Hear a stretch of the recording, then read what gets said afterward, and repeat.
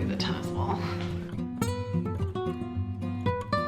Hi everyone, welcome back to my channel and welcome to another coffee chat. So I am here with my pumpkin caramel latte ready to talk to you. So if you missed October's coffee chat, then that's okay, I'll forgive you. But basically coffee chats are just a chance for us to catch up. So I'm going to talk about things that have happened in the past month, products that I've made, what kind of my focus has been, what my focus is for the next month, and just any of those little things that maybe don't warrant a video on themselves, or I am gonna do a video but not for a while, that I would like to address. So things like comments or questions that I've been getting, things that I've seen that make me nervous, or I'm kind of like, ooh, really? That happened? And just different things that we wouldn't otherwise really get a chance to talk about. So I'm just here, like, this is not my normal filming day, this is not my normal filming space. If you're like, Becca, I don't even know where you are. I'm sitting at my dining room table. This is like our entryway, that's like our front door, so if that helps get your bearings a little bit. And actually you are sitting on a trick-or-treat sign that usually is like right there, so it looks a little bit funky, but it's all good. So today we're going to talk about a bunch of stuff, but that includes batching, what to do about bad reviews, we're going to talk about boom cards, and we're going to talk about a very interesting comment that I got on a video all about how oversaturated TPT is. So make sure you stick around to the end to hear all the things I need to say about that. So first of all, it is now November, and I told you at the beginning that September was crazy town. And so for October, I really wanted to take it back a few notches. And I have to say, I did a pretty good job and I feel so much better. So in October, my biggest thing was getting my blogs batched. I'm about to have a whole video about batching my blogs, but it has been like a whole thing. And so that's coming out soon, but I'm giving you a little preview. So I wanted to finish batching my Becca's Music Room blogs as well as batching my Becca's Bible class blogs. Now, if you don't know, this summer I opened, or this spring, summer, March? I don't know.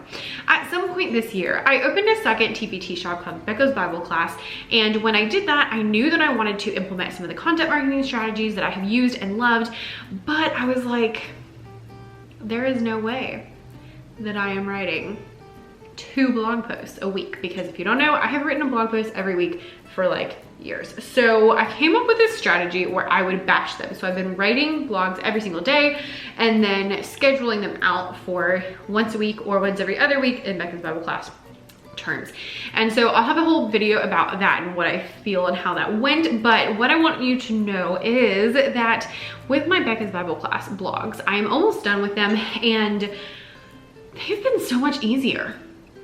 And so I was looking at like what I had picked for each concept, and the reason I found them so much easier is because all of the things I picked for Becca's Bible Class were things that either I have taught many times or that I already had a product about, so I had already thought through all of the steps and all of the things. So writing the blog post was super easy. So if you are maybe wanting to do blogging, but maybe you're not huge on writing, or it just seems like it takes forever, think about maybe doing something else first. So maybe making sure you write about things that you have taught, or make a video first and then make a blog post about it. And that might help you just kind of to figure out like what comes first, what comes next.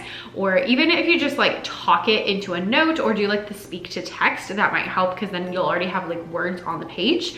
Then you can kind of like arrange it more into a blog posty version, but that is just really super helpful. So I hope that makes sense. I just found them so much faster, which I thought was very interesting.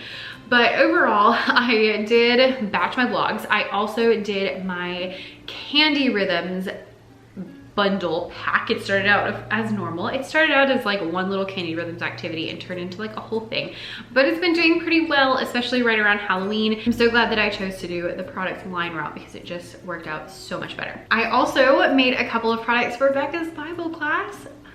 I have not posted anything in there in a long time. Just hasn't been my main focus, and that whole store in general is not my main focus. So it's kind of like a, if I get time, it's more of a side hustle kind of thing than everything else, which I like really focus effort on. So I finally got 4 new products, which means I only need 6 more to hit 50, which was my goal by the end of this year. So that's really exciting because I always tell you 50 products is just so much better. So I posted versus about faith coloring sheets, versus about faith sword drills and digital sword drills, and I bundled them together. So that does count as a product, right? It shows up like a product, so. Along with all of this batching and stuff, I have done less, and it has just been so much less stressful that I haven't had like 20 open projects at once. So if you're maybe feeling stressed, that might be something to look into. It's just like, how can I focus on one thing at a time, or maybe 2 things at a time? So for me, like I blog is that early morning time, and then if I'm gonna work on products, I usually do that more in like the evening or afternoon or stuff like that. So think about like ways that you can kind of adjust your timing so that you can do those things. And again, if you're blogging, then consider doing something before you write the blog to make it a lot easier. Along with that, I am scheduling out my blogs to go, and I have a question. For those of you who do blogs, YouTubes, podcasts, whatever, do you post on holidays? Because here's the deal. So like, for example, I post on Thursdays, actually everywhere. I post blogs on Thursdays, and I also do videos on Thursdays, and Thanksgiving is on a Thursday. And so I was like looking through my schedule, and I was like scheduling things out, and I was like,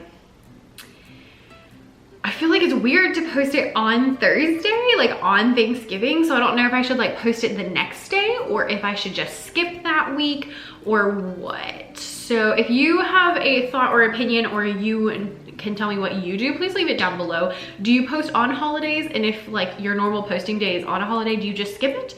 Or do you like post it the day before or the day after? Like, what do you do? Let me know in the comments so that I know, have some suggestions, because I was just like, I don't really know, that's a little weird. But things like blog posts and YouTube videos, like they don't have to be seen the first day they're posted. So they're more like long-term things. So I don't know. Let me know what you think down below. Along with that, I was also curious about your Thanksgiving traditions, because I really, like I said in the October one, I want this to be a conversation. So I would love for you to leave all your comments in the comments. All your questions, all your thoughts, all your comments down in below, so that we can kind of chat and I will reply and all that good stuff. But I wanted to know about your holiday traditions. So what do you do for Thanksgiving, since that's the one coming up? And are you changing anything because this year is just super wonky? Curious.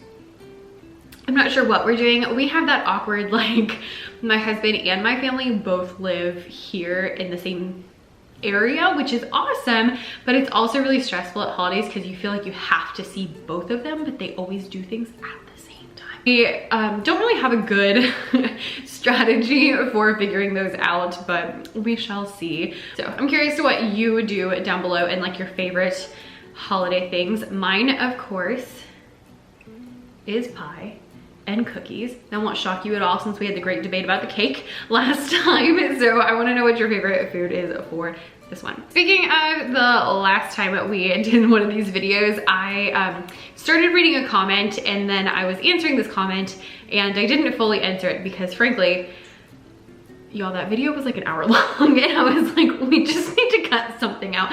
So I cut out part of it, and then I got questions. People were like, you didn't answer the question all the way. So I'm gonna finish answering the question. So the parts that I missed were about negative reviews. Okay, so negative reviews on TPT products. Now, I've heard a lot of people kind of freaking out because they changed the TPT review system from a 4-star rating to a 5-star rating. And so a lot of us, myself included, have been getting 4-star ratings, and the comments have been like, this is great. And people are like, well, why didn't they leave me a 5 if this is great? First of all, to that I say, chill out. Like, it's fine. It's like the kids, y'all. I remember it. So I went to like a magnet school for high school, and I will never remember it, sitting in class and kids getting like a 96, and they're like, why did I get a 96? And I'm like, it's an A. Chill out. So first of all, if you are freaking out about 4s, don't freak out about 4s. 4s are fine. Don't worry. If you go down to like a 4.5, it's not gonna be a big deal. Not a big deal, I promise. Just don't stress about that. But when you get negative reviews, there's a couple different things to do. So when you get a negative review, the first thing you need to do is take some deep breaths, first off. Secondly, you want to address the question in the calmest, most professional way you can. Even if the person was like a big, huge jerk, you just want to answer with, I'm so sorry that you felt this way. If there's anything that they maybe had questions about, so if they didn't understand the resource or they didn't use it correctly, say, you know, maybe you would have had a better time if you did X, Y, Z. I hope that you are more satisfied in the future, whatever. Something like that, where it's just very calm, very professional, less is more. Don't waste your breath. Don't like sit there trying to explain why you did X, whatever. Just, it's okay. The second thing you want to do, or I guess the third, because I said take a deep breath and then answer. The third thing you want to do is that you want to see, is there anything valid about their comment?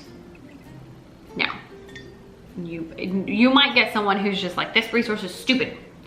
Then there's nothing valid about their comment. But if they say something like maybe they were expecting one thing and they got something different, or they wish they could have used it in this way, or those kind of things, pay attention to those things. The reason is because bad reviews are typically because you didn't manage people's expectations in the first place. So what I mean by that is in your product previews and your descriptions, you want to be very clear about what your product is and what your product isn't, what your product includes and what it doesn't, who it's for and who it's not. Because if people buy it and it doesn't work for them, then they're probably gonna leave bad reviews, or they might not leave a bad review, but they'll still just leave being sad and upset and not fully happy. You only want people to buy your product that actually need to buy your product, that is actually for their students, because you want people to be happy with the product. So when you look through, if you see anything that is truly like should have been mentioned or should be changed, take note of that. Now, don't take note of everything, because there's always going to be, you know, people saying crazy things. But if there's a valid comment about, you know, oh, I wish it was digital, or oh, I wish you had done this in PowerPoint instead of a PDF, or it said it was editable but it wasn't editable, or things like that, those are the things you really want to look out for and see if you can either change the product or manage people's expectations. So if you look at any of my product descriptions, I have sort of like a formula for them, and we can have a whole video about product descriptions because it is a whole thing. But I always make sure I have a paragraph that explains in excruciating detail exactly what the product is and exactly how to use it and who it is for. So if it is for third grade, I say it's for third grade. And then I also have bullet points that says exactly what it is. So I say it's this many pages, it's for this grade, it includes these rhythms, it has this many activities, because I want you to know up front what you're purchasing. Because if you expect like a 10-page thing and you only get like 3 pages, then you're not gonna be happy about it. You're gonna be really upset that it wasn't what you thought it was. Or if you thought that you could use it with, this grade, but really it's too high or too low for them, then you're not gonna be happy with it. So you want to really make that as clear as possible. In your preview, make it as clear as possible. What is included? What is not included? How do you use it? All of those good things should be taken care of in your preview and in your description. That will help you to have less negative reviews in the future, because people will know what to expect when they purchase their stuff. Now, there's always gonna be people who buy things and they don't read the description, and that's on them. But if your stuff is in there, then you can say to those negative reviews like, oh, I'm so sorry that it was shorter than you thought it was gonna be. In the description, it says it's this many pages. And then anyone who reads that is like, oh, well, they're stupid, they just didn't read. So take a deep breath, reply as professionally as possible, and then see if there's anything that you can take from the comment, and then make any changes if necessary. You don't always need to change something if there's a negative review, but if you have one of those like actual helpful comments, or especially if multiple people have said the same thing, like, oh, I wish it included this, or oh, I thought it was gonna be longer, or I thought, whatever. If a lot of people say that, make sure you at least put it in the description, even if you're not gonna change the product. To recap, take a deep breath, answer as professionally as possible, see if there's anything to change, and then change it if necessary. And you don't have to change it, but if you're not gonna change the product, definitely change the description so that people just know what to expect. Just really make those things clear. Specifically with grade levels. So I mentioned this in my stories and in my vlog recently, but with grade levels, you can tag different grade levels on TPT, right? And people like to tag as many as possible, which I totally understand because you want to show up as many as possible. However, if your product is for 5th graders and you say it can be used from 2nd to 7th grade, that's a problem because 2nd graders and 7th graders are not on the same planet. Now there are some products, yes, that can be done. Even like I talked about my candy rhythms. I recently made candy rhythms 4 corners, and it came with all 4 rhythm levels that you needed for the activity. So it literally could be done with anybody because it included different rhythm levels. So that's what I put in the description, but I still tagged the grades that I thought would work the best. If you're tagging grades that are not gonna work, then people will either not buy your product or they will buy it and be frustrated that it didn't work with their grades. For example, I the other day was buying some headbands. I have been all about the headbands since we've been home because I'm like, just get my hair out of my face and then we'll be good. But I was buying some headbands for my Halloween costume, and I was looking on Amazon, found a really good pack. But before I found the really good pack, I found a couple of listings that looked really great. They were good price. They had a lot of colors. They had the colors I needed. And they would say, woman, child, headband. Now here's the deal. My head is not the same size as a child's head. I have a really big head, so I always have that in the back of my mind when I buy hair things anyway, is I'm like, I have a really big head. Is this even gonna fit? Like when I buy hats, I'm like, is this gonna fit? Because I have a really big head. And then I have a lot of hair on top of my really big head. And so it just takes up a lot of space. And so I am not buying anything that says child anywhere in the description because I'm not a child and it's not gonna fit on my head.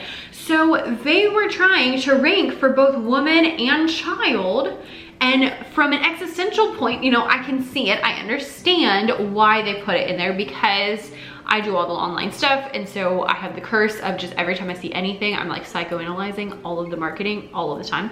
But I understand why they did it, but I was like, I'm not buying your stuff if you say, you know, because I don't know how big it is now, and I'm like, wait, is it for a child or is it for a woman? I don't know.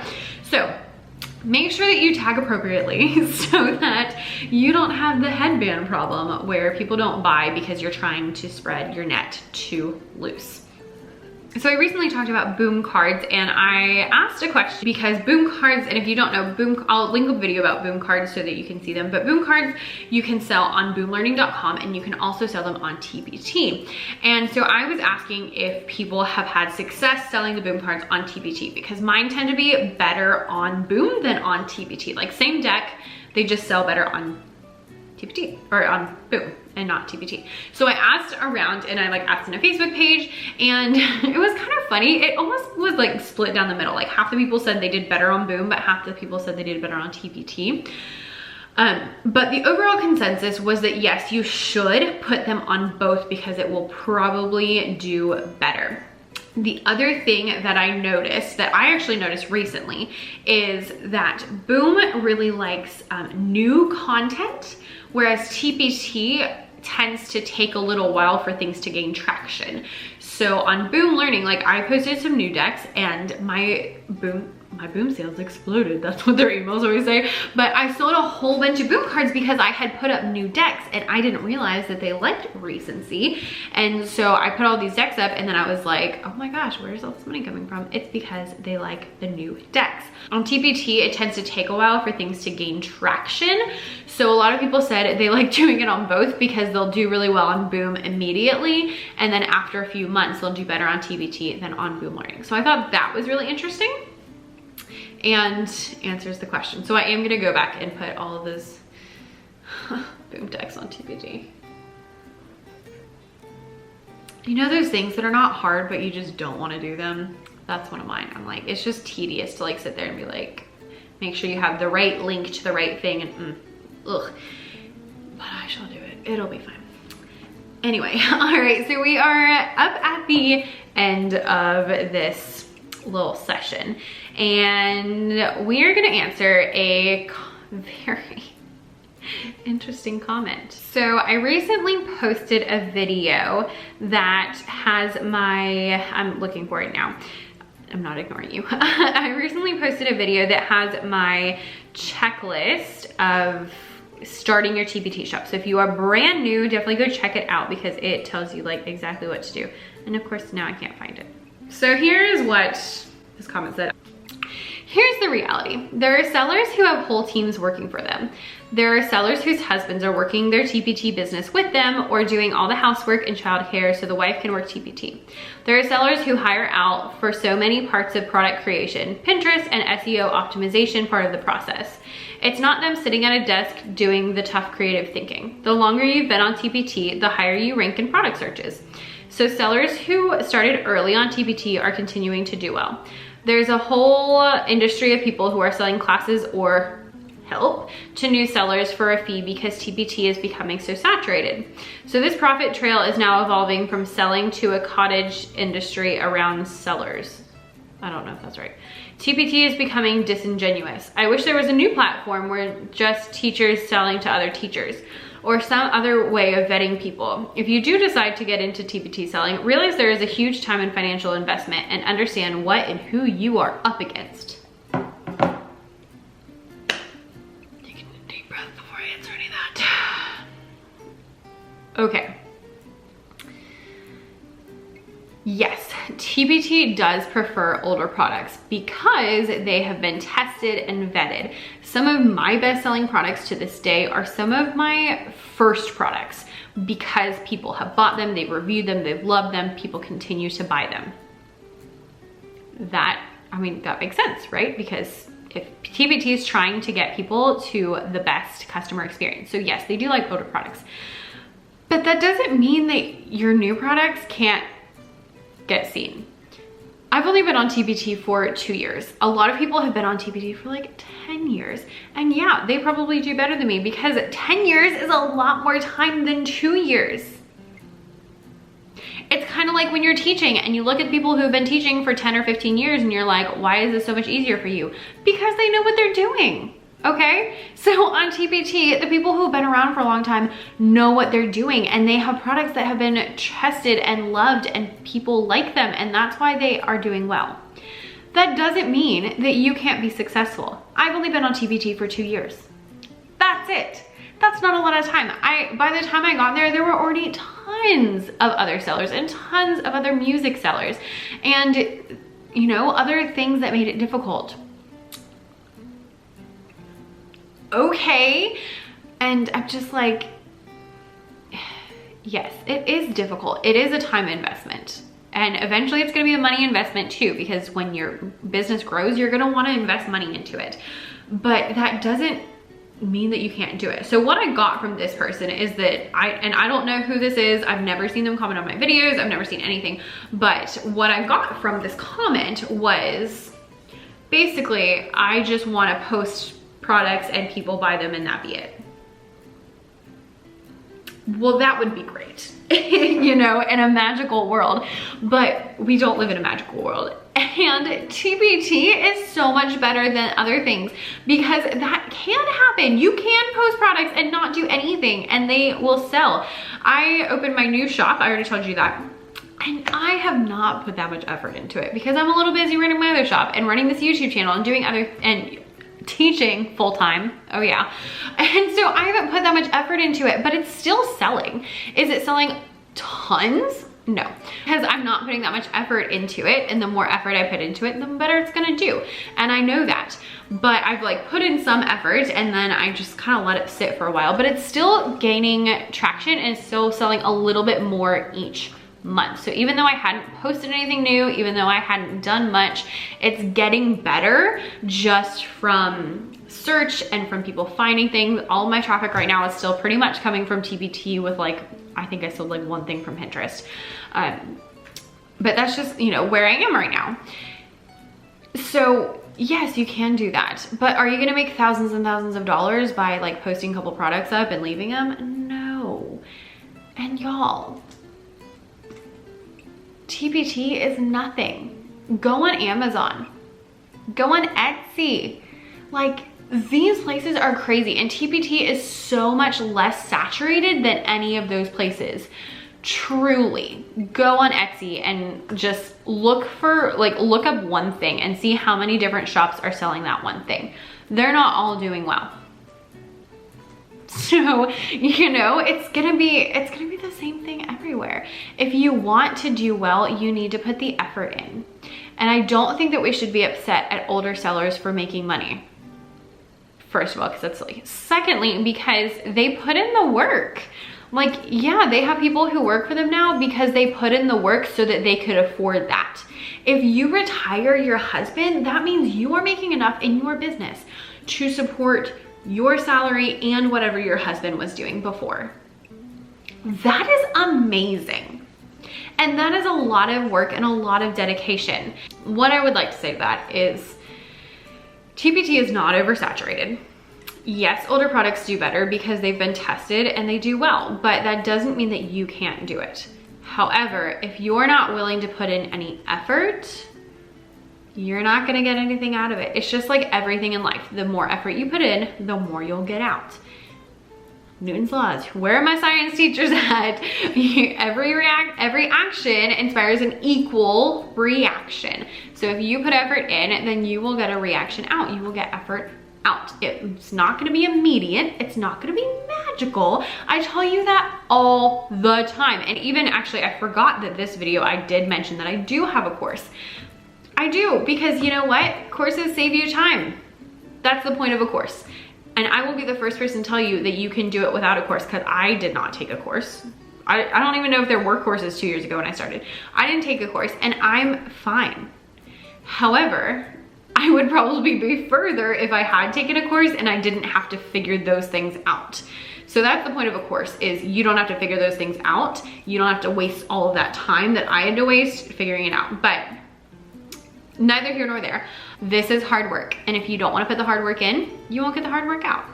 Just like me, I now have 2 TPT shops, and one of them is doing significantly better than the other one because I put a lot more effort into one than in the other one. And I knew that going in. I knew that the second one was not gonna do as well because I knew I wasn't gonna put as much time or effort into it because it's not my main thing, but it's just kind of like something fun to do on the side. So all of that to say, TPT is not oversaturated. Yes, established sellers are gonna do better, just like established stores are gonna do better, or established restaurants are gonna do better because they've been tried and proven and tested over time. That does not mean that you cannot do it, but if you want to get good stuff out of TPT, you need to put in the time and the effort. And if you're here watching these videos, that means you're probably putting in the time and the effort. At least I hope you are, because if you're just watching these and they're not doing anything, that's not really helpful. And my goal is that you always watch these and then you go take some action. That was a lot. I was like, I'm gonna be so much less long-winded this time. If you made it all the way to the end, I apologize for the rant, but thank you so much for watching. Let me know down in the comments anything that you would love to hear about next time, and what your favorite Thanksgiving things are if you celebrate Thanksgiving. I know that a lot of people on here are not from the US, so I would love to know if you celebrate Thanksgiving and what you do if you do. And also let me know about that posting during the holidays, and just anything else again that you want to say, anything that you thought of while I was talking. Just pretend that we're sitting at a coffee shop and let me know what you would ask me then. Thanks so much for watching, and I will see you guys later.